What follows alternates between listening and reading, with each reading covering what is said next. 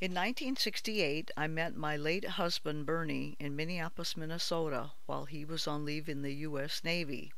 He was an alcoholic, although I didn't realize it at that time. He was a career Navy man, and drinking was a large part of his life.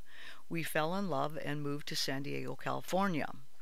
I had been raised in a Christian home and knew the Lord at an early age, but when I became a teenager, I rebelled and went my own way. After an early marriage from which I had 2 children, that marriage ended in divorce. Life in California with Bernie was fun and exciting, and drinking was a part of our lives. I tried to keep up with Bernie, but he could drink me under the table and keep going. We were married in July of 1970. I began to realize that Bernie was hopelessly addicted to alcohol, not realizing my own addiction to alcohol. In 1975, Bernie's ship, the USS Constellation, came to Bremerton for an overhaul, and I had the privilege of riding the Constellation to Bremerton as a Navy dependent.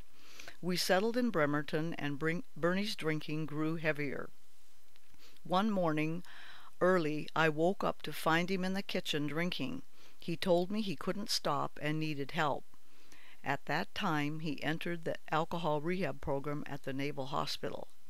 When he quit drinking, his family blamed me for his drinking, causing a big family separation which lasted for several years.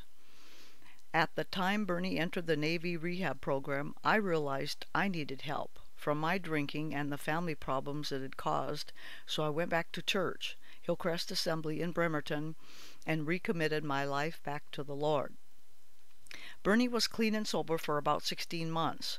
During this time, I faithfully attended church and was growing spiritually as a Christian. When the Constellation returned to San Diego, Bernie went to San Diego and transferred to the USS Kitty Hawk, which was scheduled to come to Bremerton for overhaul. During this time in San Diego, Bernie relapsed. A few months later, he retired from the Navy. By this time, his drinking was heavy again. This continued for several years. In early 1980, when I couldn't take his drinking any longer, I made plans to leave him. I secured an apartment and planned to move out. My pastor called and asked us to come for a counseling appointment in order to preserve our marriage. It was during this counseling session that Bernie realized his need to commit his life to Jesus Christ. He turned his life over to the Lord that day, May 29, 1980, and was totally saved and delivered from the desire to drink alcohol. 2 years later, we felt the Lord leading us to start a Christian-based support group. In 1983, the Lord impressed upon a lady, Nancy Block, to contact our church and offer her help and assistance for this type of outreach. At that time, we became affiliated with a ministry called Deliverance Ministries out of Bellevue. We started a support group in Silverdale and worked with this ministry until early 1985.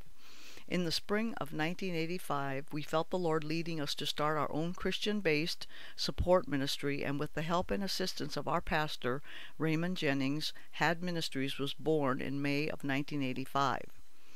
In 1992, Bernie was diagnosed with cancer and given 6 months to live. My friends and church prayed diligently for Bernie's healing. I lived in a state of denial until the last few months of Bernie's life. I was sure God was going to heal him and keep him here, but God didn't do it my way. He healed Bernie, the perfect healing, and took him to heaven in September of 1994. Those were the dark years for me from 1994 to 1999. During this time, Had Ministries dwindled down to a few people. Those who did come to my support group ministered to me. I was spiritually bankrupt and had nothing to give my people, and they ministered to me and loved me.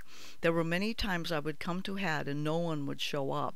I would play my guitar and sing for 45 minutes and go home. Several people suggested that maybe Had Ministries had run its course and maybe it was time to move on. Something inside me wouldn't let me quit. Today I realize it was God. In 2001, the company I was working for went bankrupt and closed its doors, so I was on unemployment for 10 months. During this time, I knew in my heart that God was calling me full-time to Had Ministries. I blossomed during these 10 months, and Had Ministries grew in number. When my unemployment ran out, I became scared and went to work again. I worked full time with HAD Ministries, getting my leftover energy until November of 2005. God kept working on me and calling me, and when I could no longer put off that still small voice, I left my full-time employment and took this huge leap of faith and began HAD Ministries here at Living Word Christian Center. Living Word had no money to put me on staff, but they did it anyway, and God provided and has continued to provide. In my first HAD meeting here at Living Word, there were 12 people in attendance. In 2008, HAD Ministries opened a clean and sober home for women called Heidi House, named after a young lady named Heidi who went through inpatient treatment at Kitsap Recovery Center. She gave her life to the Lord during one of the HAD Ministry Sunday church services. Heidi's health was broken and she went to be with Jesus in 2006. Today, 5 years later, I have 3 support groups which meet each week. Anywhere from 65 to 90 people attend HAD Ministry support groups. I'm also very committed to the Kitsap County Drug Court program and attend drug court each Thursday afternoon and Friday morning to support those going through drug court. God has truly blessed me. He has given me very good health and incredible stamina to do what He has called me to do. I work with an excellent team of group leaders and musicians who has helped HAD Ministries grow as it is today. Thank you to all of you who have helped me, supported me, believed in me, and prayed for me.